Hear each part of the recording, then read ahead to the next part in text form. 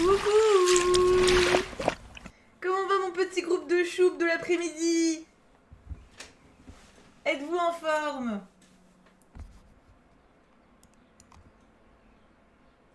Salut Alice! Vous allez bien depuis ce matin pour ceux que j'ai vus? Et même ceux que j'ai pas vus d'ailleurs.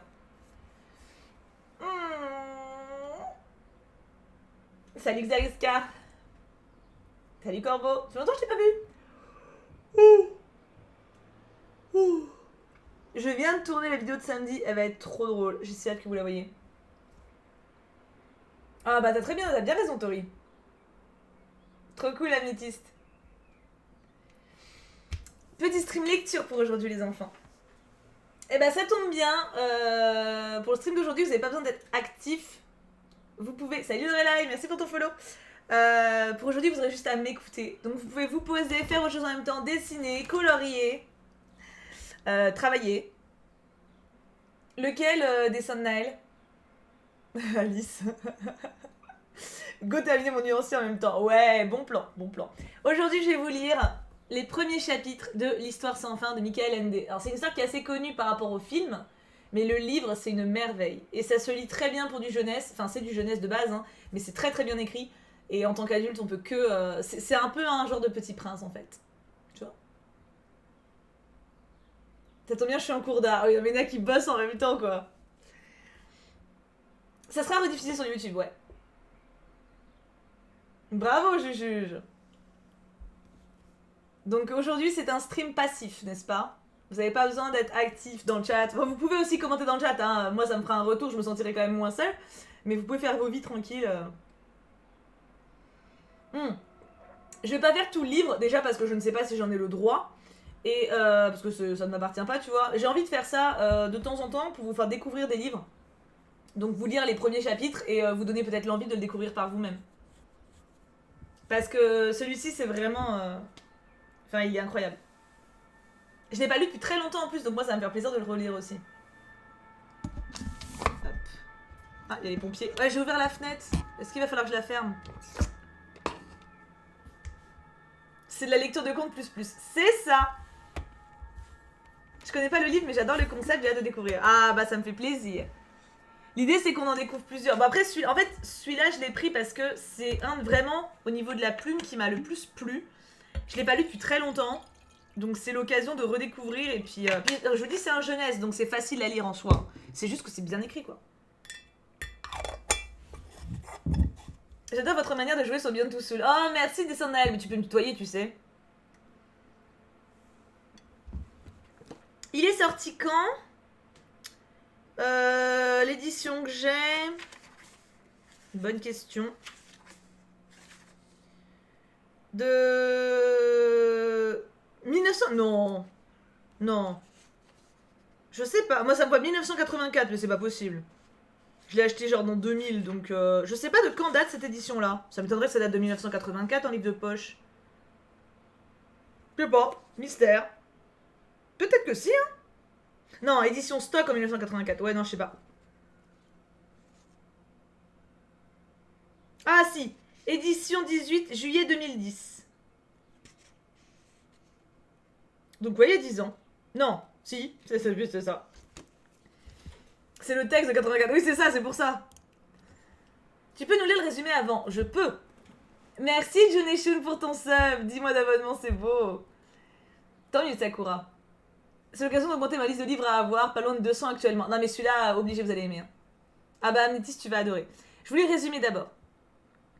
C'était bien là ce dont il avait tant de fois rêvé. Une histoire qui ne finit jamais. Le livre des livres. Bastien Balthazar Bux a 12 ans. Orphelin de mère, élevé par un père absent, il s'évade de son quotidien grâce à sa passion pour la lecture. Un matin, il entre dans une librairie et dérobe un livre ancien. Un livre pas comme les autres, qui décrit un monde peuplé d'elfes et de monstres. Et voilà que Bastien, irrésistiblement, passe de l'autre côté du miroir et entre dans l'histoire. L'histoire sans fin. Ah, trop bien, t'as aimé Seirou? Je lis combien de livres par mois? Ça dépend de la taille de ce que je lis. Ça dépend. Un manga, je peux le lire en 1 heure. Un roman comme ça, c'est plusieurs heures. Enfin, ça dépend, tu vois. Et c'était un dessin animé aussi. Salut Armageddon. Est-ce que vous êtes prêts du coup? Ah mais c'est trop bien, enfin moi je suis une amoureuse de cette histoire donc... J'aimais bien le dessin animé quand j'étais petite moi. Tes updates lecture me manquent. Alors j'en ai tourné un qui sortira du coup pas ce samedi mais le prochain. Donc je vous montre la couverture. Et en fait l'histoire commence avec une inscription donc je vous la montre. Voilà, l'histoire commence avec ça. Donc vous avez une inscription, elle est écrite à l'envers. Je sais pas si vous la verrez à l'envers, normalement elle est écrite à l'envers.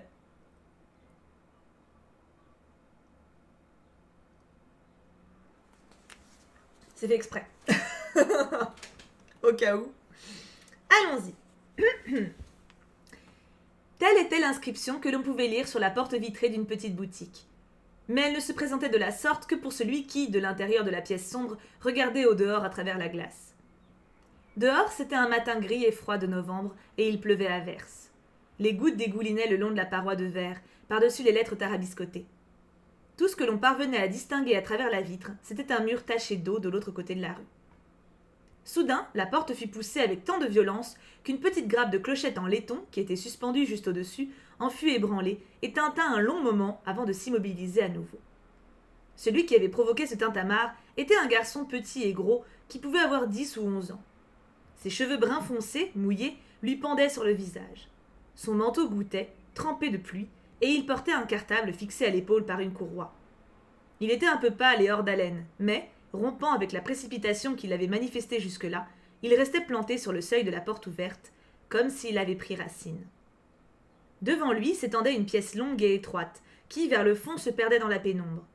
Les étagères qui couvraient les murs montaient jusqu'au plafond, et étaient entièrement garnies de livres de format et d'épaisseur variés. Sur le sol s'amoncelaient des piles d'in-folio, et sur plusieurs tables s'entassaient des montagnes de livres plus petits, reliés en cuir et dont la tranche étincelait. Derrière un mur de livres de la hauteur d'un homme, qui se dressait à l'extrémité opposée de la pièce, on devinait la lumière d'une lampe. Dans cette clarté s'élevait de temps à autre une volute de fumée qui s'élargissait avant de se perdre plus haut dans l'obscurité. On aurait dit ces signaux par lesquels les Indiens se communiquent les nouvelles de montagne à montagne. Quelqu'un était manifestement assis là-bas, et, de fait, le garçon entendit, venant de derrière le mur de livres, une voix qui disait, sur un ton plutôt bourru, « Admirez dedans ou dehors, mais fermez la porte. Il y a du courant d'air. » L'enfant obéit et referma doucement la porte. Puis il s'approcha du mur de livres et risqua un coup d'œil circonspect de l'autre côté. Là, dans une haute bergère de cuir poli, était assis un homme lourd et trapu. Il portait un costume froissé, noir, qui paraissait élimé et poussiéreux. Un gilet à fleurs maintenait son ventre. L'homme était chauve avec seulement au-dessus des oreilles 2 touffes de cheveux blancs et hirsutes. Son visage rouge faisait penser à la tête d'un bouledogue hargneux. Son nez bulbeux soutenait une paire de petites lunettes dorées. L'homme fumait une pipe courbe qui pendait au coin de ses lèvres et lui déformait complètement la bouche. Il tenait sur ses genoux un livre qu'il était manifestement en train de lire, car en le refermant, il avait inséré son gros index gauche entre les pages, comme signet, en quelque sorte. Ayant de sa main droite ôté ses lunettes, il examina le garçon petit et gros qui était planté là, devant lui, tout dégoûtant, et pour ce faire, plissa les yeux, ce qui accentua encore son expression hargneuse. Puis il murmura seulement « Ah, c'est toi, petit bout !» Et il rouvrit son livre et reprit sa lecture. L'enfant ne savait pas trop ce qu'il devait faire, aussi se contenta-t-il de rester là où il était, regardant l'homme avec des yeux ronds. Ce dernier finit par refermer son livre, en mettant comme la première fois son doigt entre les pages, et il grogna. « Écoute-moi, mon garçon, je ne peux pas souffrir les enfants. Je sais bien, de nos jours, c'est la mode que le monde entier fasse avec vous 1001 si malgré, moi pas. Je ne suis en aucun cas un ami des enfants. Pour moi, les gosses ne sont que des braillards idiots, des casse-pieds qui démolissent tout, qui barbouillent les livres de confiture, qui arrachent les pages, et du diable s'ils se préoccupent de savoir si les adultes n'ont pas aussi leurs soucis et leurs tracas. Je te dis ça simplement pour que tu saches où tu te trouves. D'ailleurs, il n'y a chez moi aucun livre pour enfants, et pour ce qui est des autres, je ne t'en vendrai pas. Voilà, j'espère que nous sommes compris. » Il avait prononcé toute cette tirade sans ôter la pipe de sa bouche. Il rouvrit ensuite son livre et reprit sa lecture. Le petit garçon baissa la tête sans mot dire et fit demi-tour, prêt à s'en aller, mais il lui apparut soudain qu'il pouvait peut-être trouver quelque chose à répondre à ce discours. Aussi se ravisa-t-il, et, se retournant, il dit à mi-voix. « Ils ne sont pas tous comme ça. » L'homme leva lentement les yeux de son livre et ôta une nouvelle fois ses lunettes. « T'es encore là, toi ? Mais que faut-il donc faire pour arriver à se débarrasser de quelqu'un dans ton genre, tu peux me le dire? Et qu'est-ce que t'as donc de si exceptionnellement important à raconter? Rien d'important, répondit le garçon d'une voix encore plus basse. Je voulais simplement dire, tous les enfants sont pas comme vous dites. Ah bon? L'homme haussa les sourcils, feignant la surprise. Et je suppose que c'est toi justement l'énorme exception, non? Le gros garçon ne trouvait pas de réponse. Il se contenta de hausser légèrement les épaules et se tourna vers la porte. Et les manières? Entendit-il grogner derrière lui. Tu n'as pas pour 2 sous de manières, sinon tu aurais au moins commencé par te présenter. Je m'appelle Bastien, répondit l'enfant. Bastien Balthazar Bucks. Un bien curieux nom, grogna l'homme avec ses 3 B. Mais après tout, tu n'y peux rien. C'est pas toi qui t'es baptisé. Hein. Moi, je m'appelle Karl Conrad Coriander. Ça fait 3 K, dit l'enfant d'un ton sérieux. Grommela le vieil homme. Exact. Il projeta en l'air quelques petits nuages de fumée. Mais, peu importe. Comment nous nous appelons puisque nous ne nous reverrons pas. Pourtant, il y a encore une chose que je voudrais savoir. Comment se fait-il que tu te sois rué comme une flèche dans ma boutique tout à l'heure? On avait tout à fait l'impression que tu fuyais quelque chose. C'était le cas? Bastien baissa la tête. Son visage plein se fit soudain plus pâle encore et ses yeux plus ronds. T'as probablement fauché la caisse d'un magasin, insinua M. Coriander, ou attaqué une vieille dame, ou fait une de ces choses que vous faites de nos jours. Est-ce que la police est à tes trousses, mon enfant? Bastien secoua la tête. Parle, dit M. Coriander. Devant qui t'es-tu sauvé? Devant les autres.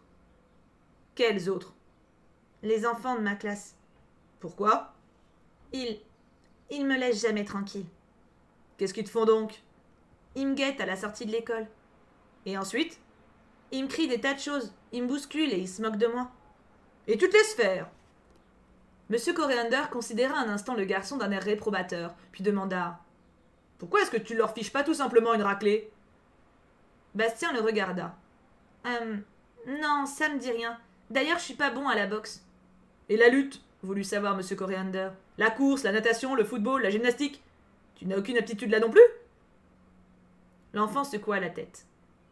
En d'autres termes, reprit M. Coriander, tu es une poule mouillée. Bastien haussa les épaules. Mais tu peux au moins parler, objecta M. Coriander. Pourquoi ne leur rends-tu pas la monnaie de leurs pièces quand ils te narguent? Je l'ai fait une fois. Et alors? Ils m'ont flanqué dans une poubelle et ils ont rabattu le couvercle. J'ai hurlé pendant 2 heures avant que quelqu'un m'entende. Grogna M. Coriander. Et maintenant, tu ne t'y risques plus. Bastien secoua la tête. Eh bien, conclut M. Coriander, tu es un froussard par-dessus le marché. Bastien baissa la tête. Tu es probablement un bel ambitieux, non? Le meilleur de la classe, avec rien que des 10 sur 10, le chouchou de tous les professeurs, pas vrai? Non, répondit Bastien, les yeux toujours baissés. L'année dernière, j'ai redoublé. Dieu du ciel! S'exclama M. Coriander. Alors t'es un raté sur toute la ligne? Bastien ne disait rien. Il restait planté là, les bras ballants, le manteau dégoûtant. Et qu'est-ce qu'il crie donc quand il se moque de toi?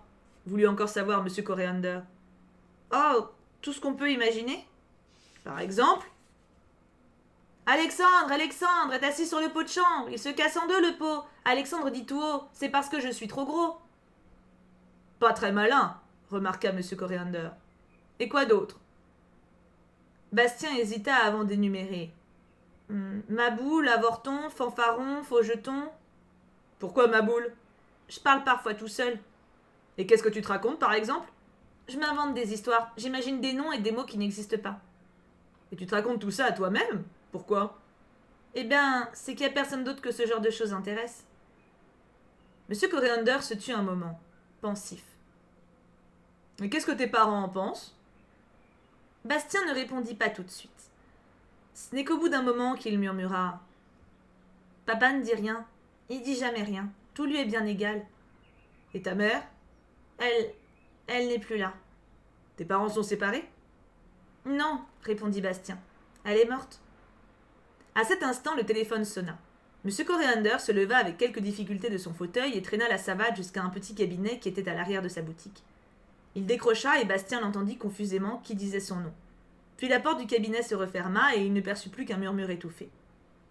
Bastien était planté là. Il ne savait pas bien ce qui lui était arrivé ni pourquoi il avait tant parlé, fait toutes ses confidences. Il détestait qu'on le questionne ainsi. Et subitement l'idée lui vint qu'il allait arriver très en retard à l'école. Mais oui, c'était sûr, il fallait absolument qu'il se dépêche, qu'il court. Pourtant, il restait cloué sur place. Il n'arrivait pas à se décider. Quelque chose le retenait et il ne savait pas quoi. Du cabinet continuait à lui parvenir un bruit de voix étouffée. C'était une longue conversation téléphonique. Bastien prit conscience du fait qu'il n'avait pas cessé un seul instant de fixer le livre que M. Coriander avait eu entre les mains et qui était maintenant posé sur le fauteuil. Il ne pouvait tout simplement pas en détourner son regard. C'était comme si de ce livre émanait une sorte de force magnétique qui l'attirait irrésistiblement. Il s'approcha du fauteuil, étendit lentement la main, toucha le livre, et au même instant il sentit au fond de lui comme un déclic, comme si un piège venait de se refermer. Bastien eut le sentiment obscur que par ce contact, il avait déclenché un processus irréversible qui désormais suivrait son cours. Il souleva le livre et l'examina sous tous les angles. Il était relié en soie couleur de cuivre et étincelait quand on le manipulait. En le feuilletant rapidement, Bastien vit qu'il n'y avait pas d'illustration, mais des lettrines très grandes et splendides. En regardant à nouveau la reliure plus attentivement, il y découvrit 2 serpents, un clair et un foncé, qui se mordaient la queue l'un l'autre, décrivant ainsi un ovale. À l'intérieur de cet ovale figurait le titre en lettres curieusement entrelacées « L'histoire sans fin ». C'est une chose bien mystérieuse que les passions humaines, et il en va de même en cette matière pour les enfants et pour les adultes. Ceux qui sont atteints ne peuvent pas s'expliquer, et ceux qui n'ont rien vécu de semblable ne peuvent pas les comprendre. Il y a des hommes qui risquent leur vie pour venir à bout d'un pic de montagne. Personne, pas même eux, ne pourrait vraiment expliquer pourquoi. Il y en a qui se ruinent pour conquérir le cœur d'une certaine personne qui ne veut rien entendre. D'autres courent à leur perte parce qu'ils sont incapables de résister aux plaisirs de la table ou à ceux de la bouteille.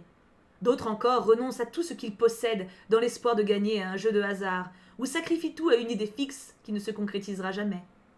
Certains croient ne pouvoir être heureux qu'ailleurs que là où ils sont, et passent leur vie à courir le monde. Il y a des gens, enfin, qui n'ont de cesse de devenir puissants. Bref, il y a autant de passions différentes que d'individus. La passion de Bastien Balthazar Bux, c'était les livres. Qui n'a jamais passé tout un après-midi sur un livre, les oreilles en feu et les cheveux en bataille, à lire et lire encore, oublieux du monde alentour, insensible à la faim et au froid? Qui n'a jamais lu en cachette sous sa couverture, à la lueur d'une lampe de poche, parce qu'un père ou une mère ou quelques personnes bien intentionnées avaient éteint la lumière, dans l'idée louable que le moment était maintenant venu de dormir, puisque demain, il faudrait se lever tôt?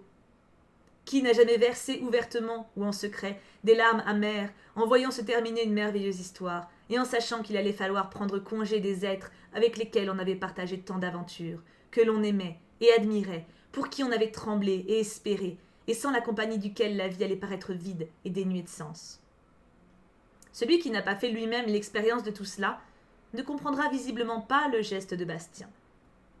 Il regardait fixement le titre du livre, et il se sentait alternativement bouillant et glacé. C'était bien là ce dont il avait tant de fois rêvé, ce qu'il souhaitait depuis le jour où la passion des livres s'était emparée de lui. Une histoire qui ne finit jamais. Le livre des livres.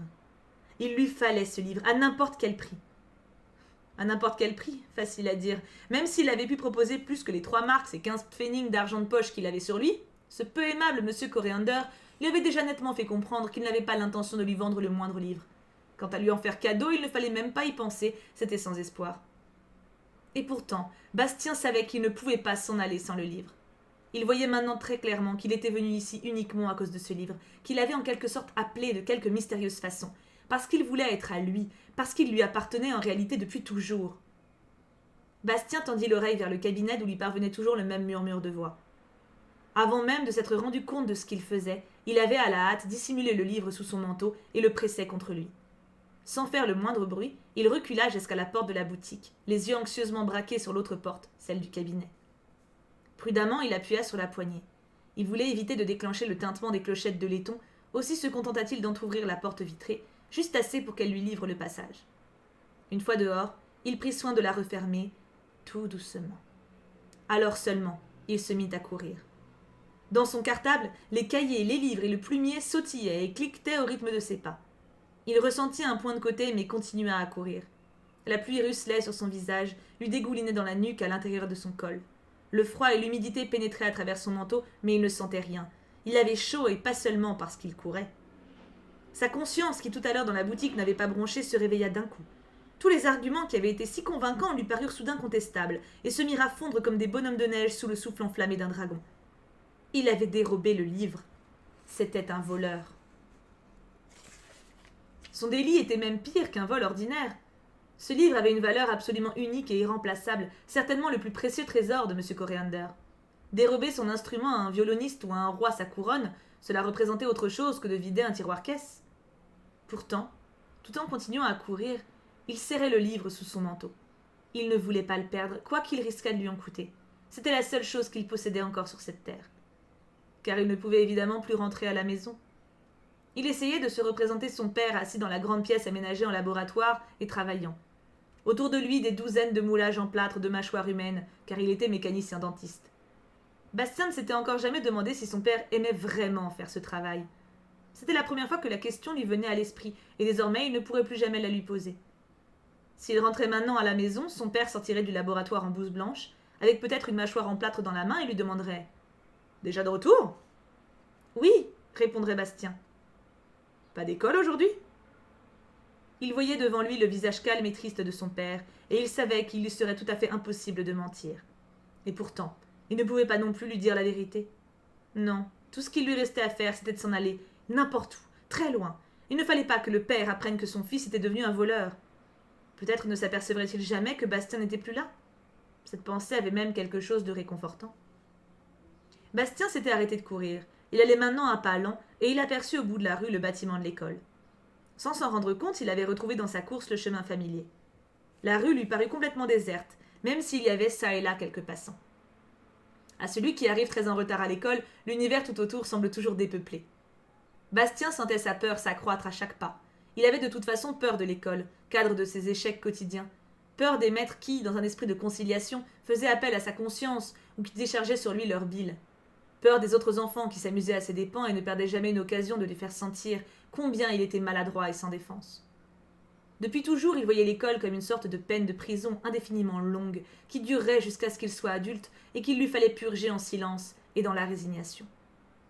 Mais quand il se mit à arpenter les couloirs sonores qui sentaient l'encaustique et les manteaux mouillés, quand le silence aux aguets dans le bâtiment lui boucha soudain les oreilles avec ses tampons d'ouate, et quand il se retrouva pour finir devant la porte de sa salle de classe, peinte dans le même vert épinard que les murs alentour, il vit clairement qu'ici non plus, il n'avait désormais plus rien à faire.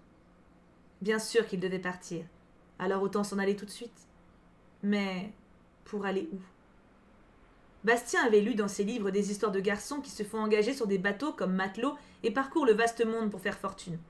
Il y en avait aussi qui devenaient pirates ou héros, et d'autres qui, devenus riches, rentraient au pays après bien des années sans que personne devine qui ils étaient. Mais Bastien ne se sentait pas capable de ce genre de choses. Il n'arrivait pas non plus à s'imaginer qu'on puisse l'engager comme mousse. D'ailleurs, il n'avait pas la moindre idée du moyen de parvenir dans un port où il aurait des bateaux susceptibles de se prêter à une entreprise téméraire de ce genre. Et soudain, il sut quel était le bon endroit. L'unique endroit où, provisoirement du moins, il ne risquait pas d'être recherché ni trouvé. Le grenier était vaste et sombre. Il y régnait une odeur de poussière et d'antimite. Pas un bruit, hormis le léger tambourinement de l'eau sur le cuivre de l'immense toit. D'imposants piliers, noircis par l'âge, s'élevaient à intervalles réguliers du plancher, croisaient à une certaine hauteur les poutres de la charpente, puis se perdaient dans l'obscurité. Çà et là pendaient des toiles d'araignée, aussi grandes que des hamacs, et que le courant d'air animait d'un balancement léger surnaturel. De la lucarne percée dans le toit tombait un rayon de lumière laiteuse. La seule trace de vie dans cet univers où le temps paraissait suspendu, c'était une petite souris qui sautillait sur le plancher, laissant dans la poussière de minuscules empreintes. On voyait courir entre les traces de pattes, à l'emplacement de la petite queue, une fine traînée. Soudain, elle se redressa, aux aguets, puis disparut, dans un trou entre les planches. On entendit le bruit d'une clé tournant dans une grosse serrure. La porte s'ouvrit lentement en grinçant, et un long rayon de lumière traversa un instant la pièce. Bastien se faufila dans le grenier, puis la porte se rabattit avec un nouveau grincement et se referma. Il introduisit de l'intérieur la grosse clé dans la serrure et la fit tourner. Il poussa également le verrou et eut un soupir de soulagement. Cette fois, il était réellement introuvable. Personne ne viendrait le chercher ici. Il était très rare que quelqu'un vienne jusqu'à ce grenier. Il en était à peu près sûr. Et même si le hasard voulait qu'aujourd'hui précisément ou demain quelqu'un ait quelque chose à y faire, il trouverait la porte fermée. La clé n'était plus à sa place. Et dans le cas où l'on parviendrait d'une façon ou d'une autre à ouvrir la porte, Bastien aurait encore le temps de se dissimuler au milieu du bric-à-brac. Peu à peu, ses yeux s'habituaient à la pénombre. Il connaissait cet endroit. 6 mois auparavant, le concierge de l'école lui avait demandé de l'aider à transporter une grande corbeille à linge remplie de vieux formulaires et documents qu'il fallait mettre au grenier. C'est à cette occasion que Bastien avait vu où était rangée la clé, dans un petit placard mural au niveau du palier supérieur. Il n'y avait plus jamais repensé par la suite. Mais, aujourd'hui, il s'en était ressouvenu. Bastien commença à avoir froid, car son manteau était trempé et il ne faisait pas chaud du tout là-haut. Il lui fallait avant tout se trouver une place où il puisse se mettre un peu plus à son aise. Il allait finalement devoir passer ici pas mal de temps. Combien, il n'en avait pas pour l'instant la moindre idée, et ne songeait pas davantage au fait qu'il aurait bientôt faim et soif. Il explora un peu les lieux. Il y avait là un fatras d'objets, par terre et en hauteur, des étagères pleines de classeurs et de dossiers qui ne servaient plus depuis longtemps, des bancs d'école empilés les uns sur les autres avec des pupitres maculés d'encre, un chevalet auquel étaient suspendues une douzaine de cartes de géographie périmées, plusieurs tableaux noirs dont la surface s'écaillait, des poêles en fer rouillé, des agrès hors d'usage, par exemple un cheval d'arçon dont la housse de cuir était tellement craquelée que le rembourrage s'en échappait, des medicine balls crevés, une pile de vieilles nattes de gymnastique tachées, et plus loin plusieurs animaux empaillés à moitié mangés des mythes, parmi lesquels une grande chouette, un aigle royal et un renard. Tout un assortiment d'alambics de chimie et de récipients en verre fêlés, une machine électrique, un squelette humain suspendu à une sorte de porte-manteau, et nombre de cartons et de caisses remplis de vieux cahiers et de livres scolaires. Bastien se décida finalement à élire domicile sur la pile de vieilles nattes de gymnastique. Quand on s'allongeait là-dessus, on se sentait presque comme sur un sofa. Il la traîna sous la lucarne, là où il y avait le plus de lumière. Non loin étaient entassées quelques couvertures militaires grises, passablement poussiéreuses. Il est vrai, et déchirées, mais néanmoins utilisables. Bastien les prit. Il ôta son manteau mouillé et le suspendit au porte-manteau à côté du squelette. Celui-ci oscilla un peu, mais Bastien n'en avait pas peur. Peut-être parce qu'il s'était familiarisé chez lui avec ce genre de choses. Il enleva aussi ses bottes détrempées. En chaussettes, il s'assit en tailleur sur les nattes de gymnastique et, comme un Indien, ramena sur ses épaules les couvertures grises. À côté de lui était posé son cartable et le livre couleur de cuivre. Il songea que les autres dans la salle de classe, en dessous, assistaient justement en ce moment au cours d'allemand. Ils étaient peut-être en train de composer une rédaction sur quelques thèmes fastidieux à mourir. Bastien considéra le livre. « Je voudrais bien savoir, se dit-il, ce qui se passe réellement dans un livre tant qu'il est fermé. Il n'y a là bien sûr que des lettres imprimées sur du papier, et pourtant il doit bien se passer quelque chose, puisque quand je l'ouvre, une histoire entière est là, d'un seul coup. Il y a des personnages que je ne connais pas encore, et il y a toutes les aventures, tous les exploits et les combats possibles. Parfois surviennent des tempêtes, ou bien on se retrouve dans des villes et des pays étrangers. Tout cela est d'une façon ou d'une autre à l'intérieur du livre. Il faut le lire pour le vivre, c'est évident, mais c'est déjà dans le livre à l'avance. Je voudrais bien savoir comment. » Et soudain, il se sentit baigné dans une atmosphère presque solennelle. Il s'assit confortablement, prit le livre, l'ouvrit à la première page et se mit à lire l'histoire sans fin. Premier chapitre. Je bois.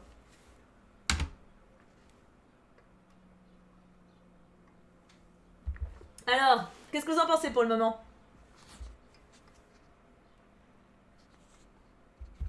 En vrai, c'est même pas tant le premier chapitre, c'est plus le prologue. Hein. Le premier chapitre arrive après.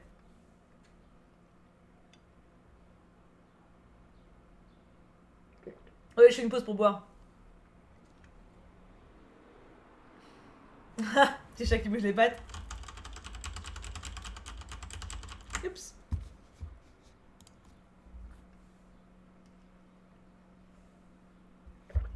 Je connais pas du tout, j'accroche bien, c'est agréable. Ah, trop cool. J'ai fait lettres modernes à l'université, Alexa. Je sais pas comment t'arrives à lire aussi longtemps sans bégayer. J'ai de l'entraînement. De 1, tu lis trop bien, de 2, ça a l'air génial. Wouh! Je fais une pause de secondes. Hein. Ça nique la gorge par contre. Surtout que j'ai causé avant, alors c'était pas malin. J'aurais pas dû tourner cet après-midi. C'est vrai qu'il y a beaucoup de descriptions.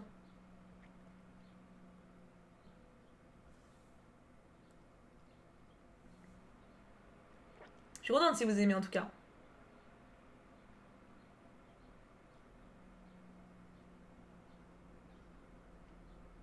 C'est drôle, on lit pas du tout de la même manière à haute voix, je suis en école de théâtre. Bah chacun lit différemment. C'est normal, hein.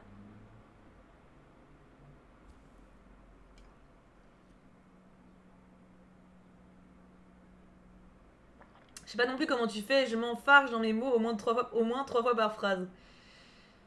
En vrai, faut s'entraîner. Hein. Avec ma mère, on faisait des lectures à voix haute de théâtre quand j'étais petite, enfin collège. En sixième, on se lisait très souvent la Molière ensemble. Merci Marine Agnew pour ton sub. C'est 1000 fois plus intéressant que le bac de français. Ah, il y a un petit lien en plus. Hein. Quelle anecdote tu as avec ce livre? Juste que je l'adore, Puffy. Je l'avais lu quand j'étais fin de lycée. Et je me suis pris une putain de claque. C'est très très bien écrit. Et tu voyages vraiment. En fait, j'aurais aimé pouvoir vous lire jusqu'à avoir quelques premières citations vraiment stylées. Parce que il y a une énorme sagesse qui se dégage de ce livre. C'est vraiment du feel good, mais intelligent. C'est pas juste te dire des choses, c'est te les faire vivre en fait. C'est trop gentil Camilla, merci.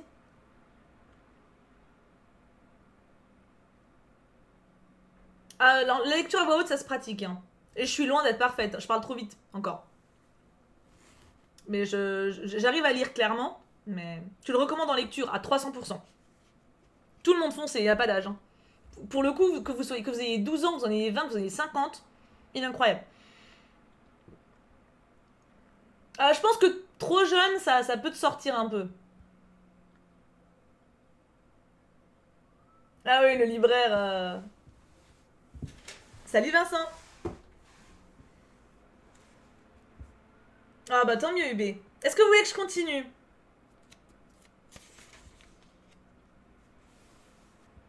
Parce que là en gros je vous ai fait l'intro. Et en fait là on va arriver... Ah oui putain j'avais oublié.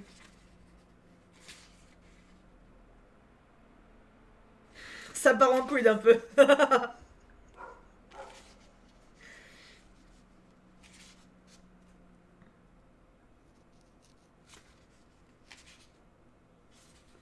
En vrai je sais pas s'il faut que je vous lise plus.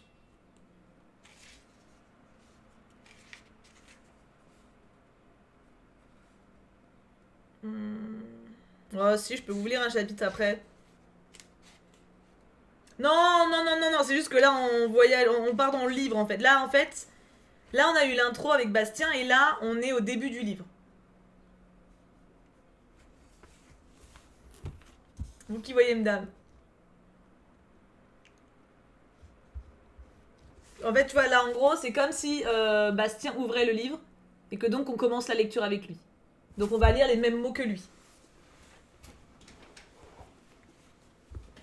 Hop. Comme tu le sens, mais rien que le prologue donne envie de le lire en entier. Je vais tenter de vous lire celui-là quand même. Là, du coup, on découvre le bouquin avec Bastien. J'ai une édition classique, Puffy, j'ai un folio. Hein. Donc je vous montre, il y a ça comme illustration. Ready? C'est gentil que sache, merci beaucoup. Ready pour la suite?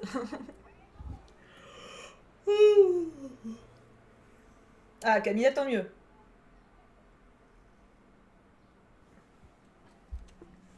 Allons-y.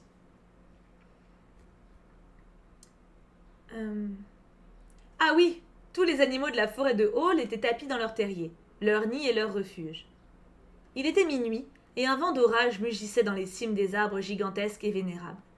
Les troncs, larges comme des tours, craquaient et gémissaient. Soudain, une faible lueur se faufila en zigzagant à travers le bois, s'immobilisant ici ou là, tremblotante, pour s'envoler à nouveau, se poser sur une branche, puis se hâter de poursuivre sa course. C'était une boule lumineuse, à peu près de la grosseur d'un ballon d'enfant. Elle se déplaçait par larges bonds, touchant le sol de temps à autre, puis reprenant son vol plané. Mais ce n'était pas un ballon, c'était un feu follet, et il avait perdu son chemin.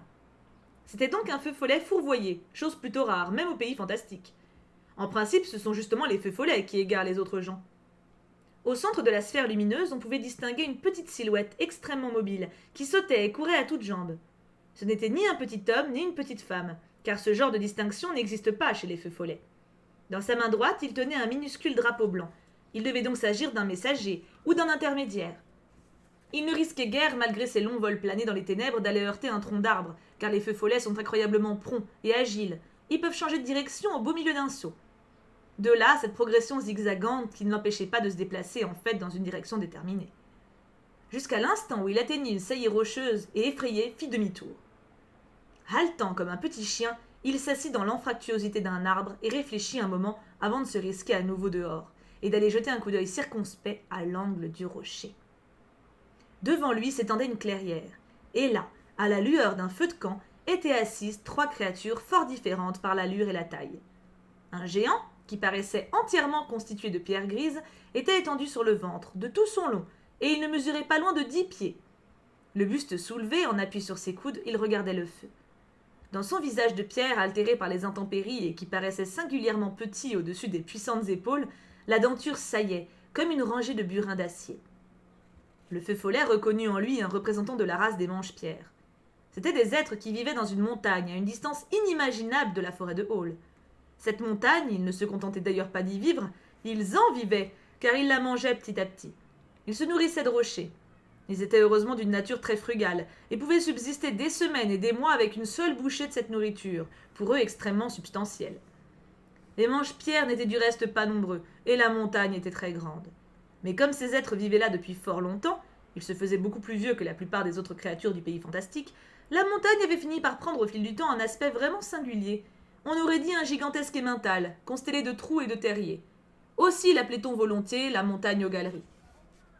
Mais les Mange-Pierres ne se nourrissaient pas seulement de rochers. Ils s'en servaient pour fabriquer ce dont ils avaient besoin. Des meubles, des chapeaux, des chaussures, des outils, et même des pendules à coucou. Aussi n'était-il pas particulièrement surprenant que le Mange-Pierre ici présent eut une sorte de bicyclette posée derrière lui, qui était entièrement construite dans le matériau dont nous avons parlé, avec 2 roues qui faisaient penser à d'énormes meules. Dans l'ensemble, l'objet ressemblait plutôt à un rouleau compresseur muni de pédales. La seconde créature, assise à droite du feu, était un petit elfe nocturne. Il était 2 fois gros comme le feu follet, pas davantage, et ressemblait à une chenille noire, comme de la poix, couverte de poils et qui se tiendrait en position verticale. Il gesticulait avec véhémence tout en parlant, agitait 2 minuscules mains roses, et là où, sous la chevelure noire en broussailles, se trouvait vraisemblablement le visage, on voyait étinceler 2 grands yeux ronds comme des lunes. Des elfes nocturnes de taille et de forme différentes, il y en avait partout au pays fantastique, si bien qu'il n'était guère possible au premier abord de deviner si celui-là était venu de loin ou pas. Mais il est de fait que lui aussi semblait être en voyage, car une grosse chauve-souris, monture habituelle des elfes nocturnes, était suspendue à une branche derrière lui, la tête en bas, enveloppée dans ses ailes, semblable à un parapluie refermé. La troisième créature, à gauche du feu, le feu follet ne la découvrit qu'au bout d'un moment, car elle était si petite qu'à cette distance, on avait peine à la distinguer. Elle appartenait à la race des tout-petits. C'était un petit bonhomme aux membres extraordinairement frêles, vêtu d'un petit costume multicolore, avec un haut de forme rouge sur la tête. Sur les tout-petits, le feu follet ne savait quasiment rien. Il avait seulement entendu dire un jour que ce peuple édifiait sur les branches des arbres des villes entières, dont les maisons étaient reliées par de petits escaliers, des échelles de cordes et des toboggans. Ces gens-là vivaient pourtant dans un tout autre secteur de cet empire fantastique illimité, plus loin, bien plus loin encore que les Mange-Pierres. Il était d'autant plus étonnant de constater que la monture que le tout-petit ici présent avait derrière lui était un escargot. Il était installé derrière lui. Sur sa coquille rose étincelait une petite selle d'argent, et le harnachement et les rênes qui étaient fixés à ses antennes brillaient aussi comme des fils d'argent. Le feu follet était surpris de voir ces 3 êtres si dissemblables assis ensemble dans une parfaite harmonie, car il n'était pas du tout habituel au pays fantastique que toutes les races vivent dans la paix et la cordialité. Il y avait souvent des combats, et des guerres, et aussi entre certaines espèces des querelles qui duraient des siècles. D'ailleurs, il n'existait pas que des créatures bonnes et honnêtes, mais aussi des êtres voleurs, méchants et cruels. Le feu follet lui-même appartenait à une famille qui, pour ce qui est de la fiabilité et de la sûreté, n'était pas sans reproche. C'est seulement après avoir observé la scène un moment à la lueur de feu que le feu follet remarqua que chacun des 3 personnages était porteur soit d'un petit drapeau blanc, soit d'une écharpe blanche tendue en faveur de sa poitrine. Ils étaient donc eux aussi des messagers ou des intermédiaires, ce qui expliquait naturellement qu'ils puissent s'entretenir de si pacifique façon. Était-il possible qu'ils se soient mis en route pour la même affaire que le feu follet ? À cette distance, on ne pouvait pas comprendre de quoi ils parlaient, à cause du mugissement du vent qui agitait les cimes des arbres. Mais puisqu'ils se respectaient les uns les autres en tant que messagers, peut-être reconnaîtrait-il au feu follet cette qualité et ne lui ferait-il aucun mal. En fin de compte, il fallait bien qu'il demande son chemin à quelqu'un, et il y avait peu de chances que s'offrit une occasion plus propice en pleine forêt et en pleine nuit. Il prit donc son courage à deux mains, sortit de sa cachette, agita son petit drapeau blanc et s'immobilisa en l'air tremblant. Le Manche-Pierre, qui avait la tête tournée dans sa direction, fut le premier à remarquer sa présence. « Sacrée animation dans le coin cette nuit !» dit-il d'une voix grinçante. « En voilà encore un !»« Ouh, un feu follet !» chuchota l'elfe nocturne, et ses yeux lunaires se mirent à briller. « Enchanté, enchanté !» Le tout petit se leva, fit quelques pas à la rencontre du nouvel arrivant et pépia. « Si mes yeux ne me trompent pas, vous êtes également ici en qualité de messager ?»« Oui, » répondit le feu follet. Le tout petit souleva son haut de forme rouge, fit une petite courbette et gazouilla.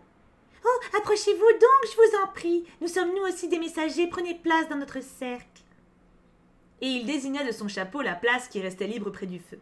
« Merci beaucoup, » dit le feu follet, et il s'approcha timidement. « Si vous permettez, puis-je me présenter? Je m'appelle Blub. »« Très heureux, » répondit le tout petit. « Moi, je m'appelle Ucluc. » L'elfe nocturne s'inclina sans se lever.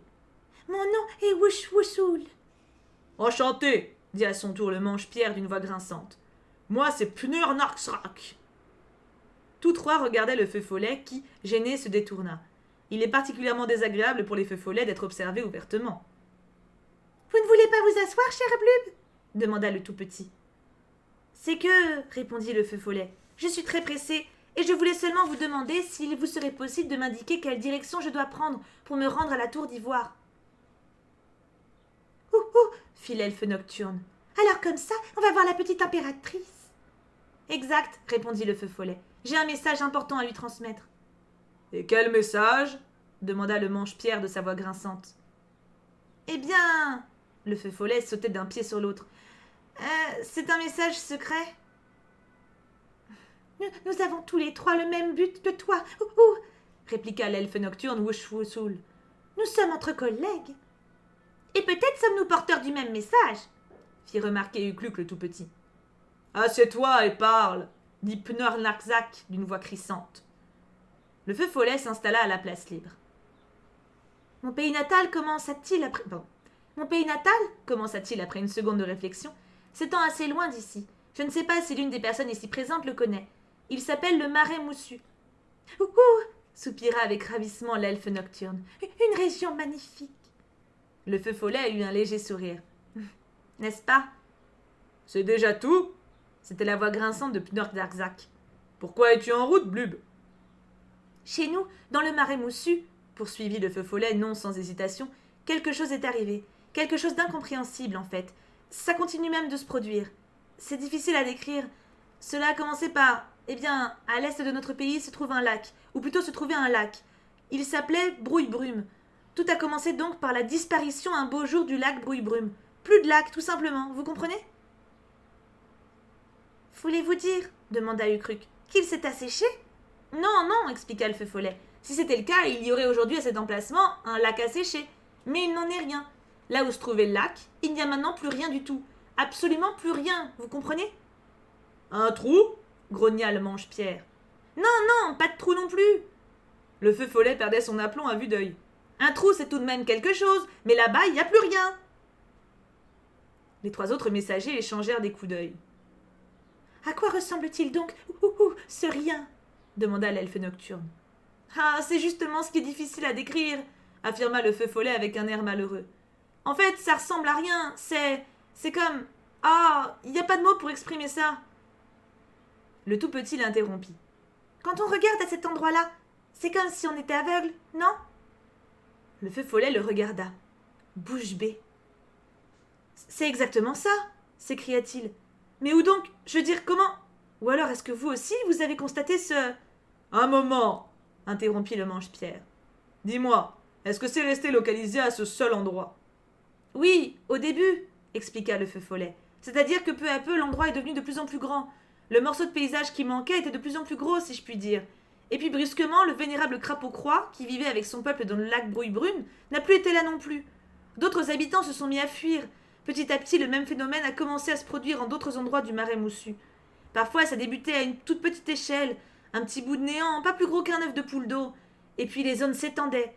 Si quelqu'un y mettait le pied par mégarde, son pied disparaissait lui aussi, ou sa main, ou toute autre partie de son corps qui se trouvait à l'intérieur de la zone. D'ailleurs, c'est pas douloureux, mais celui à qui ça arrive se retrouve tout d'un coup avec un morceau en moins. Il y en a même quelques-uns qui se sont laissés tomber dans le néant quand ils se sont approchés de trop près.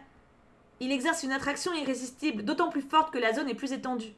Aucun de nous n'est parvenu à s'expliquer ce que pouvait être bien ce terrible phénomène, d'où il provenait et ce qu'on pouvait faire pour s'en défendre. Et comme il ne disparaissait pas de lui-même, mais qu'il ne cessait au contraire de s'étendre, on a finalement décidé d'envoyer un messager à la petite impératrice, pour lui demander conseil et secours. Ce messager, c'est moi. Les 3 autres regardaient droit devant eux, en silence. Au bout d'un moment, on entendit la voix géniarde de l'elfe nocturne. « Oh, là d'où je viens, c'est exactement la même chose, et je suis en route dans le même but. Oh. » Le tout petit tourna la tête vers le feu follet. « Chacun de nous, pépia-t-il, vient d'une région différente du pays fantastique. C'est tout à fait par hasard que nous nous sommes rencontrés ici, mais nous apportons tous le même message à la petite impératrice. »« Cela veut dire, gémit le manche-pierre, que le pays fantastique tout entier est en danger. » Le regard du feu follet rempli d'une frayeur mortelle allait de l'un à l'autre. « Dans ce cas, s'écria-t-il, et il se leva d'un bond, nous n'avons plus un instant à perdre. »« De toute façon, nous allions justement nous remettre en route, expliqua le tout petit. Nous avions seulement fait une pause à cause des ténèbres impénétrables de cette forêt de Hall. Mais maintenant que vous êtes parmi nous, Blub, vous allez pouvoir nous éclairer. »« Impossible, s'écria le feu follet. Je ne peux pas attendre quelqu'un qui chevauche un escargot, je suis navré. »« Eh, mais c'est un escargot de course !» répliqua le tout petit, un tantinet vexé. « Et puis d'ailleurs, chuchota l'elfe nocturne. Si tu n'es pas d'accord, nous ne t'indiquerons pas la bonne direction. »« Mais à qui parlez-vous donc ?» grogna le manche-pierre. De fait, le feu follet n'avait pas entendu les dernières paroles des autres messagers. Il s'éloignait déjà en bondissant à travers la forêt. « De toute façon, fit remarquer Ukuk le tout petit, en repoussant son haut de forme rouge sur sa nuque.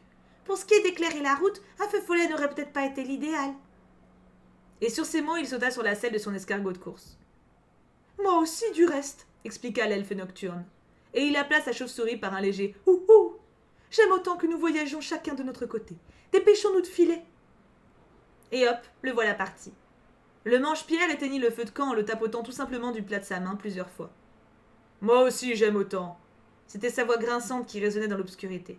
Comme ça, je n'aurais pas besoin de prendre garde à ne pas écrasbouiller quelques tout petits. Puis on l'entendit s'enfoncer dans les bosquets sur son puissant vélo de pierre, avec force craquement et crissement. De temps en temps, il heurtait un arbre géant avec un bruit sourd. On l'entendait grogner et gronder. Lentement, tout ce fracas s'éloigna dans les ténèbres. Ukuk, le tout petit, demeura seul. Il saisit les fils d'argent très fins qui lui servaient de rênes et dit « Eh bien, nous allons voir qui arrivera le premier. Mon vieux, Et il fit claquer sa langue. Alors on n'entendit plus rien que le vent d'orage qui mugissait dans les cimes de la forêt de Hall. On change d'écriture, donc on repasse au point de vue de Bastien. L'horloge du clocher voisin sonna 9 coups. C'est bien à contre-cœur que Bastien se remit à penser à la réalité. Il était content que l'histoire sans fin n'ait aucun rapport avec elle. Il n'avait aucun goût pour les livres qui racontaient sur un ton maussade et pessimiste les événements ordinaires de la vie ordinaire menée par des gens ordinaires. De l'ordinaire, il y en avait bien assez dans la réalité. Pourquoi aurait-il dû aller encore en chercher dans les livres ? D'ailleurs, il avait horreur de se rendre compte qu'on voulait l'amener à quelque chose. Et dans ce genre de livre, il fallait toujours que, d'une manière ou d'une autre, on vous amène à quelque chose. Les préférences de Bastien allaient aux livres captivants, ou drôles, ou encore à ceux qui lui permettaient de rêver. Des livres où des personnages fictifs vivaient des aventures fabuleuses et qui permettaient d'imaginer tout ce qu'on voulait. Car c'était là une chose dont il était capable, peut-être même la seule, se représenter quelque chose, si distinctement qu'il l'apercevait presque avec ses propres yeux et ses oreilles. Quand il se racontait à lui-même ces histoires, il lui arrivait d'oublier tout ce qui l'entourait et de se réveiller à la fin comme s'il sortait d'un rêve. Et ce livre était exactement dans le style de ses propres histoires. Pendant qu'il lisait, il n'avait pas seulement entendu le craquement des troncs massifs et le mugissement du vent dans les cimes, mais aussi les voix bien distinctes de ces 4 messagers, plutôt comiques. Oui, il allait même jusqu'à se figurer qu'il sentait le parfum de la mousse et du terreau forestier. Dans la salle de classe, en dessous, le cours de sciences naturelles n'allait pas tarder à commencer. Il y serait question des inflorescences et des étamines. Bastien était bien content d'être assis là-haut dans sa cachette et de pouvoir lire. C'était exactement là, à son avis, le livre qu'il lui fallait, exactement. On repasse au bouquin. Une semaine plus tard, Wushwusul, le petit elfe nocturne, était le premier à atteindre le but. Ou du moins, il était convaincu d'être le premier, puisqu'il voyageait par les airs. C'était l'heure du coucher de soleil, et les nuages du ciel vespéral ressemblaient à de l'or fluide. quand il s'aperçut que sa chauve-souris survolait déjà le labyrinthe. Ce terme désignait une vaste plaine qui s'étendait d'un horizon à l'autre, tout entière constituée d'un immense jardin, d'agréments, plein de parfums troublants et de couleurs de rêve. Au milieu des buissons, des haies, des prairies et des massifs plantés des fleurs les plus étranges et les plus rares, se perdaient des larges chemins et d'étroits sentiers disposés dans un désordre si savant, avec une telle multitude de ramifications, que l'ensemble du parc constituait un dédale d'une superficie inimaginable. Ce dédale n'avait naturellement pour vocation que de distraire et d'amuser, et non de mettre sérieusement quelqu'un en danger ou de repousser un agresseur. Il n'aurait pas été adapté à une telle fonction, et la petite impératrice n'avait pas besoin de ce moyen de défense. Sur toute la superficie de cet empire fantastique illimité, il n'existait pas un être contre lequel elle eût besoin de se défendre. Il y avait à cela une raison que nous apprendrons bientôt. Tandis que le petit elfe nocturne chevauchant sa chauve-souris, c'est dur à dire, planait sans aucun bruit au-dessus de ce labyrinthe fleuri, il eut l'occasion d'observer toutes sortes d'animaux rares. Dans une petite trouée entre des lilas et des cytises, folâtrait au soleil couchant un groupe de jeunes licornes, et il crut même apercevoir dans son nid, sous une campanule bleue géante, le célèbre oiseau phénix. Mais il n'en était pas totalement sûr et ne voulut pas non plus faire demi-tour pour aller vérifier afin de ne pas perdre de temps. Car déjà surgissait devant lui, au milieu du labyrinthe étincelant d'une blancheur féerique, la tour d'ivoire, cœur du pays fantastique et lieu de résidence de la petite impératrice. Pour qui n'a jamais vu le lieu en question, le mot tour risque peut-être de suggérer une image trompeuse, celle d'un clocher ou d'un donjon. La tour d'ivoire était aussi vaste qu'une ville entière. Elle ressemblait de loin à un cône montagneux, haut et pointu, enroulé sur lui-même comme une coquille d'escargot et dont le sommet se perdait dans les nuages. C'est seulement en s'approchant qu'on se rendait compte que ce pain de sucre gigantesque se composait d'une multitude de tours, de tourelles, de coupoles, de toits, d'encorbellements, de terrasses, de portails en ogive, d'escaliers et de balustrades imbriqués les uns dans les autres. Tout cela était construit dans l'ivoire du pays fantastique, du blanc le plus pur, et chaque détail était si finement sculpté qu'on aurait pu croire qu'il s'agissait d'un somptueux ouvrage de dentelle. Dans tous ces bâtiments vivait la cour qui entourait la petite impératrice, les chambellans, les servantes, les sages-femmes et les astrologues, les magiciens et les fous, les messagers, les cuisiniers et les acrobates, les danseuses de cordes et les conteurs, les héros, les jardiniers, les veilleurs, les tailleurs, les cordonniers et les alchimistes. Et tout en haut, à la pointe extrême de l'imposante tour, demeurait la petite impératrice, dans un pavillon qui avait la forme d'un blanc bouton de magnolia. Certaines nuits, quand la lune brillait avec une splendeur particulière dans le ciel étoilé, les pétales d'ivoire s'ouvraient largement et se déployaient en une fleur somptueuse, au centre de laquelle était assise la petite impératrice. L'elfe nocturne atterrit avec sa chauve-souris sur une des terrasses inférieures, là où se trouvaient les écuries destinées aux montures. Quelqu'un devait avoir annoncé officiellement son arrivée, car 5 gardiens de la ménagerie impériale l'attendaient déjà. Ils l'aidèrent à descendre de selle, s'inclinèrent devant lui et lui tendirent en silence la coupe officielle de bienvenue. Vushfusul ne fit que tremper les lèvres dans le gobelet d'ivoire pour satisfaire au protocole, puis il le rendit. Chacun des gardiens but à son tour une gorgée, puis ils s'inclinèrent une seconde fois et menèrent la chauve-souris aux écuries. Tout cela se fit en silence. Quand la chauve-souris eut gagné la place qui lui avait été réservée, elle ne toucha ni à la boisson ni à la nourriture, mais se roula aussitôt en boule, se suspendit tête en bas à son crochet et, épuisée, sombra dans un profond sommeil. C'était un peu beaucoup ce que le petit elfe nocturne avait exigé d'elle. Les gardiens la laissèrent tranquille et s'éloignèrent sur la pointe des pieds. Dans cette écurie se trouvaient du reste beaucoup d'autres montures. 2 éléphants, un rose et un bleu, un immense griffon qui avait la partie antérieure du corps d'un aigle et dont la partie supérieure d'un lion, un cheval blanc ailé dont le nom était jadis connu au-delà des frontières du pays fantastique, mais on l'a aujourd'hui oublié, quelques chiens volants, d'autres chauves-souris, et même des libellules et des papillons pour les cavaliers particulièrement petits. Les écuries voisines abritaient d'autres montures qui ne volaient pas, mais couraient, rampaient, sautaient ou nageaient. Et chaque bâtiment avait ses propres gardiens chargés des soins et de la surveillance. On aurait dû normalement entendre un brouhaha considérable de voix, mugissements, piaillements, sifflements, pépiments, coassements et caquetages. Mais un silence total régnait. Le petit elfe était toujours à l'endroit où on l'avait laissé. Il se sentait subitement abattu, découragé, sans trop savoir pourquoi. Il était aussi complètement épuisé par ce long, long voyage. Le fait d'être arrivé le premier ne parvenait même pas à le ragaillardir. « Et là ?» entendit-il soudain. C'était une petite voix pépiante. « N'est-ce pas là l'ami Vushfusul ?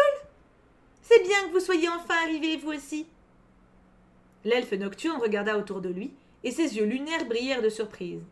Négligemment adossé à un pot de fleurs en ivoire sur une balustrade, se tenait le tout petit Ucuc, qui agitait son haut de forme rouge. « Ouhou !» fit l'elfe nocturne déconcerté. « Ouhou !» répéta-t-il au bout d'un moment. Aucune parole plus sensée ne lui venait à l'esprit. « Les deux autres, expliqua le tout petit, ne sont pas encore arrivés à cette heure. Moi je suis ici depuis hier matin. »« Comment cela ? Ouhou ! Comment est-ce possible ?» demanda l'elfe. « Ma foi, déclara le tout petit. Et il eut un sourire supérieur. Je vous avais pourtant bien dit que j'avais un escargot de course. De sa petite main rose, l'elfe nocturne gratta le toupet de sa fourrure noire et broussailleuse qu'il avait sur la tête. Il faut que j'aille voir tout de suite la petite impératrice, dit-il d'une voix proche des larmes. Le tout petit le regarda d'un air pensif. Fit-il, c'est que moi je suis annoncé dès hier. Annoncé demanda l'elfe nocturne. Ne peut-on aller la voir directement? Je crains que non, pépia le tout petit. On doit attendre longtemps. Il y a ici, comment dirais-je, un afflux considérable de messagers. Ouhou, gémit l'elfe nocturne. Comment cela? Le mieux, gazouilla le tout petit, c'est que vous voyiez par vous-même. Venez, cher vous, je vous saoule, venez donc. Ils se mirent tous deux en route. La rue principale, qui, décrivant une spirale de plus en plus étroite autour de la tour d'ivoire, menait jusqu'à son sommet, était remplie d'une foule très dense, composée des créatures les plus étranges. Des djinns géants parés de turbans, de minuscules kobolds, des trolls tricéphales, des nains barbus, des fées lumineuses, des faunes à pieds de bouc, des petites sauvageonnes à la fourrure blonde et bouclée, des esprits des neiges tout scintillants, ainsi que d'innombrables autres êtres, montaient et descendaient la rue, s'assemblaient par petits groupes pour converser à voix basse, ou s'accroupissaient en silence par terre, regardant droit devant eux d'un air morose. Quand Wouchwousoul les aperçut, il se mobilisa. « Ouh !» dit-il. « Que se passe-t-il? Qu'est-ce qu'ils font tous cela ?»« Ce sont tous des messagers, » expliqua Ucuc, à voix basse. « Des messagers venus de toutes les régions du pays fantastique, et tous porteurs du même message que nous. J'ai déjà parlé avec nombre d'entre eux. Il semble que partout est surgi le même danger. » L'elfe nocturne fit entendre un long soupir, presque un gémissement. « Et sait-on, demanda-t-il, de quoi il s'agit en fait et d'où cela provient ?»« Je crains que non, personne ne peut l'expliquer. »« Pas même la petite impératrice ?»« La petite impératrice, commença le tout petit à voix basse, est malade, très très malade. Peut-être est-ce là la cause de ce malheur incompréhensible qui a fondu sur le pays fantastique. Jusqu'à présent, aucun des nombreux médecins qui sont réunis dans l'enceinte du palais, là-haut, près du pavillon aux Magnolias, n'a pu découvrir en quoi consiste sa maladie et comment on peut lutter contre. Personne ne commet de remède. »« Eh bien, dit l'elfe d'une voix blanche, en voici une catastrophe. »« Oui, répondit le tout petit, c'en est une. » Dans ces circonstances, Wouchwousoul renonça à se faire annoncer auprès de la petite impératrice. 2 jours plus tard, on vit arriver le feu follet Blub, qui avait naturellement pris la mauvaise direction, ce qui lui avait fait faire un détour gigantesque. Enfin, 3 autres jours s'étaient écoulés. Arriva à son tour Pchornarzak, le mange-pierre. Il était à pied car, dans un accès de fringale subite, il avait dévoré son vélo de pierre, comme s'il s'était agi en quelque sorte de provision de voyage. Pendant tout le temps qu'ils passèrent là à attendre, les 4 messagers, si dissemblables, se lièrent d'amitié intime, et ils restèrent ensemble par la suite. Mais cela est une autre histoire qui sera contée une autre fois. Chapitre fini! Et là, je vais m'arrêter. Alors, votre verdict. Est-ce que vous avez aimé? Est-ce que ça vous donnait envie de découvrir davantage? Et en fait, je trouve qu'avec le début, t'as un aperçu du côté un peu moral, tu sais, un peu bonne onde que ça peut envoyer.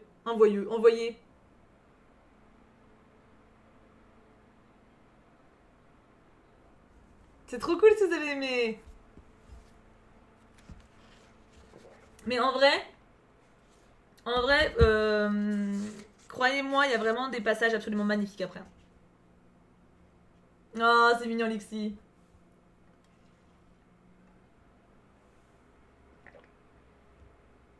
Ah, il faut le lire, vraiment, il est magnifique. Il est vraiment trop beau.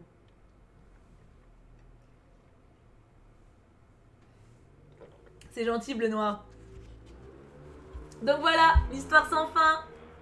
C'est une découverte. Du coup, je vous ai fait les 2 premiers chapitres. Je pense qu'en temps normal, je pourrais en lire 3. Mais comme là, j'ai tourné juste avant une vidéo de 40 minutes. Mais vraiment, genre, j'ai fini à 16h10, quoi. Donc,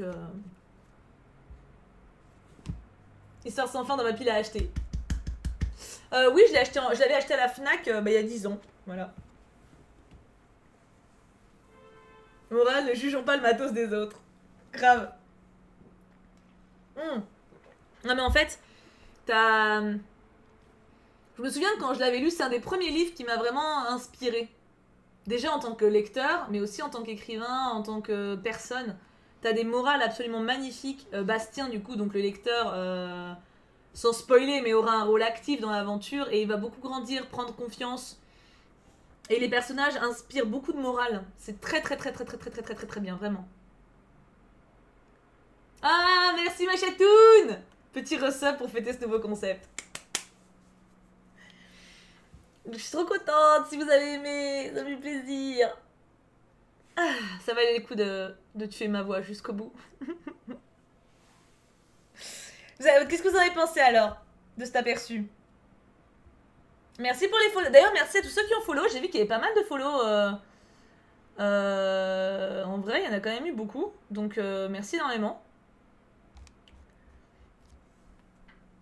C'est lesquels tes persos préférés, Thibou? Je me rappelle plus des noms des persos. D'ailleurs, en vrai, je vais le relire.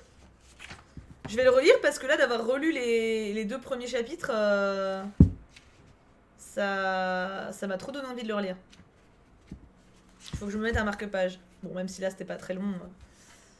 Marque-page. Marque-page. Douteux, mais... Puis en vrai, ça se lit très très vite. Hein. Tu vois, là, je vous ai dit Regarde. Ce que j'ai lu, bon, j'ai lu à voix haute. Hein. Mais ça va très vite. Vous vous rendez peut-être pas compte. Je sais pas si vous voyez, mais tu vois, pour ce que j'ai lu, ça... Puis ça vaut vraiment le coup. Non, en fait, je veux pas vous les lire en entier, les livres, parce que... déjà, je sais pas si j'ai les droits pour faire ça. Et je me dis que peut-être les auteurs apprécieraient pas forcément, tu vois. De manière générale... Là, j'ai lu 2 chapitres. J'ai vraiment lu le début. Hein. Enfin non, j'ai lu l'intro, le prologue et le premier chapitre. Donc je pense qu'en fait, même tu vois, si je veux lire des livres plus récents, je pense que les auteurs seront toujours contents que je fasse une découverte, mais que tu vois, si je lis tout, ça enlève l'intérêt un peu, tu vois. Ouais, tu m'étonnes, Géo.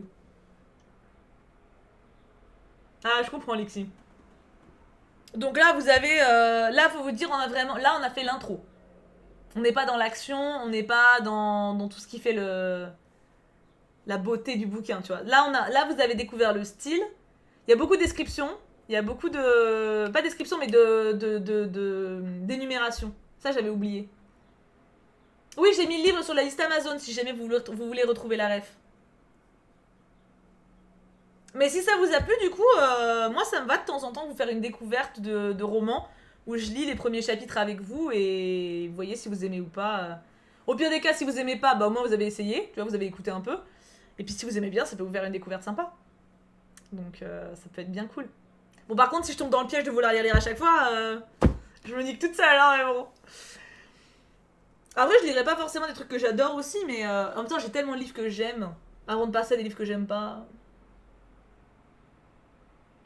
Ouais, en fait, je pense que les énumérations, ça ajoute de ouf dans l'immersion dans l'histoire. C'est super comme concept, on peut découvrir comme ça. Bah, je me dis que pour le coup... Alors, Flavie, pas de ça, s'il te plaît. Non, pas de ça ici. Je sais pas si t'es une abonnée ou si tu viens spammer les gens, mais... Non, on ne prend pas de dons, trucs comme ça.